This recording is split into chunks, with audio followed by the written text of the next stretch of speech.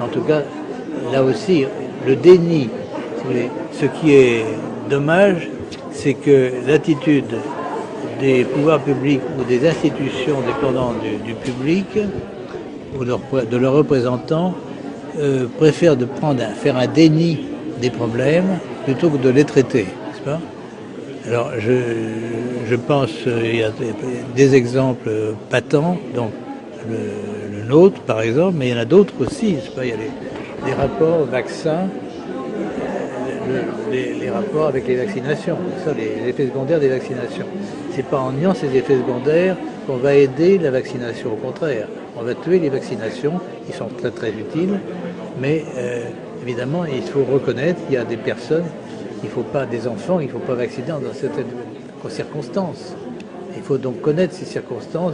Il ne faut pas que la vaccination soit une vaccination de masse.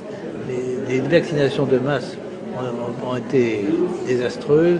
On se souvient de l'hépatite B chez les enfants en âge scolaire, par exemple, ou les vaccinations anti-polio chez les enfants africains, par exemple, sans discrimination. Alors ça demande davantage d'efforts médicaux, mais c'est important qu'il n'y ait aucune mort par vaccination. Même une seule mort serait de trop. Ou une maladie grave handicapant à vie l'enfant. Ceci n'est pas admissible. Si on fait un déni de ces événements, les parents, bien sûr, comprennent la circulation de l'information maintenant par Internet, fait que ces cas sont connus, etc.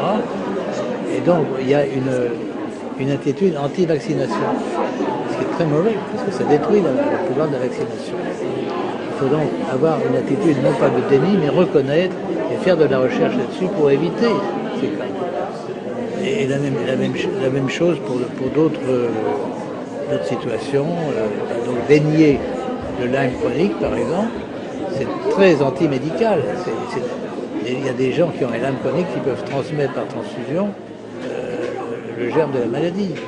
Il ne faut pas dénier le Lyme chronique, c'est évident. Et alors, simplement parce qu'on veut éviter des problèmes, on recule devant la reconnaissance de la réalité.